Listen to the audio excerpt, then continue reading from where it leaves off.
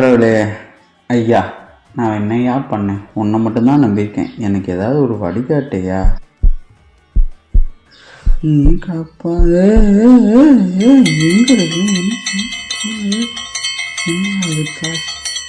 Hi செல்லம், எப்படி? இந்த வழியில போறோம் வரோம், ஒரு நாள் கூட இவரை பார்த்தலையே. சரி என்ன பண்றது, சமாளிப்போம் சாமி. நீ தேர்ந்தெடுத்த பாதை சரியாக உள்ளது, அதையே முடிவு செய். அப்படியே ஆகட்டும். பிறகு சந்திப்போம். ஒரு வருஷமா நைய புடைச்சிட்டு நீ சொல்ற பதில் சூப்பர். நான் அப்படியே பண்றேன். எல்லாம் சொல்லுவாங்க சாமி, கடவுளோட பொற்பாதத்தை தொட்டா வாழ்க்கை சிறப்புன்னு. உனக்கு விளக்கு பற்றி